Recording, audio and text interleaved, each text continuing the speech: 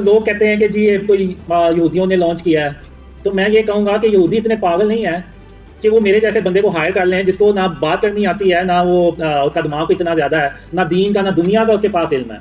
अगर काफिर जब किसी को यूज़ करते हैं और हायर करते हैं ना, तो वो बड़े इंटेलिजेंट बंदे को करते हैं कि जिसके पास दीन दुनिया का भी इल्म हो, ताकि वो अगले के बात को काउंटर तो कर सके। तो वो मेरे जैसे बंदे को हायर नहीं करेंगे। कि अगर आप देखें तो वो वैस नसीर ने ना मेरी पुराने वो इंटरव्यूज़ अपलोड किए हुए हैं, जिसमें मुझे बात ही नहीं करनी आ रही। खुद अंदाज़ा लगाएं कि काफ़ी लोग किसी मेरे जैसे बंदे को हायर करके अपना वो प्लान जो है ना, वो कहेंगे कि इसको हमने हायर कर लिया ना, तो हमारा तो वो प्लान 100% नाकाम होना है, बल्कि हमने भी इसलिए भी एक्सपोज होना है और हमें भी एक्सपोज करेगा।